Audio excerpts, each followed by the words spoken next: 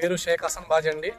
నేను పెదగూరుపాడు మండలంలో ఉద్యానవన సహాయకులుగా పనిచేస్తున్నాను. ఈరోజు మన పెదగూరుపాడు గ్రామంలో మీ సుపరిచితులు, మీ అందరికీ తెలిసిన వ్యక్తి దర్శి శేషారావు గారు జాతీయ ఉత్తమ అవార్డు గ్రహీత.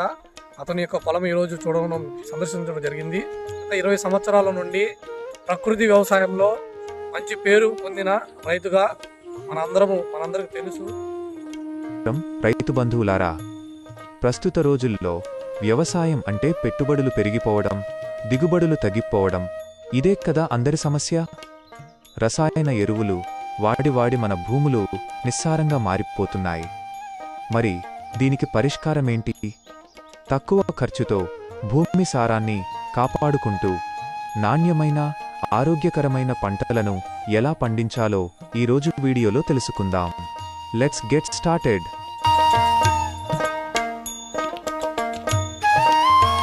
మిత్రులారా, ఒకప్పుడు మన భూములు ఎంతో సారవంతంగా ఉండేవి. కానీ ఎక్కువ దిగుబడి వస్తుందనే ఆశతో మనం వాడుతున్న కెమికల్ ఎరువులు, పురుగుల మందుల వల్ల భూమిలో ఉండే మిత్రపురుగులు, సూక్ష్మజీవులు చనిపోతున్నాయి. దీనివల్ల నేల గట్టిపడిపోతుంది, నీటిని నిల్వ ఉంచుకునే శక్తిని కోల్పోతుంది. ఫలితంగా పంటలకు రోగనిరోధక శక్తి తగ్గి పెట్టుబడి ఖర్చు రెట్టింపు అవుతోంది.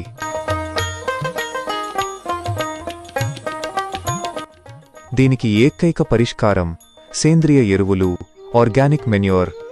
పెదకూరపాడు ఉద్యానవన శాఖ అధికారులు సూచిస్తున్నట్లుగా పశువుల ఎరువు, వానపాముల ఎరువు, వెర్మీ కంపోస్ట్, జీవామృతం లేదా పచ్చిరొట్ట ఎరువులను వాడటం వల్ల నేలకు తిరిగి ప్రాణం వస్తుంది. సేంద్రియ ఎరువులు నేలను లూజ్గా మార్చి వేర్లకు గాలి ఆడేలా చేస్తాయి. ఇవి భూమిలో తేమను ఎక్కువ రోజులు నిల్వ ఉంచుతాయి. అన్నిటికంటే ముఖ్యంగా మొక్కకు కావలసిన నత్రజని, భాస్వరం, పొటాషియంతో పాటు అన్ని రకాల సూక్ష్మ పోషకాలను ఇవి అందిస్తాయి.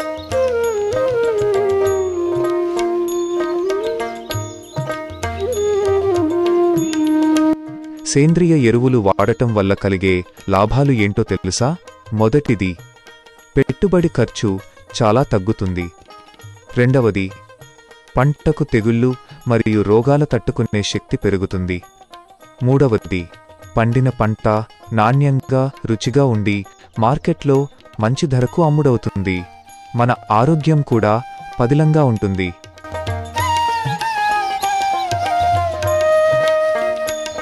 కాబట్టి రైతు సోదరులారా, రసాయన ఎరువుల వాడకాన్ని క్రమంగా తగ్గిస్తూ సేంద్రియ ఎరువుల వైపు అడుగులు వేయండి.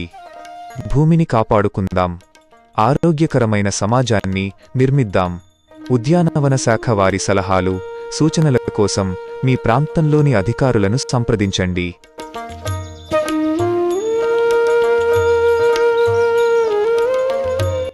ఈ సమాచారం మీకు నచ్చితే వెంటనే వీడియోని లైక్ చేయండి, మీ తోటి రైతులకు షేర్ చేయండి.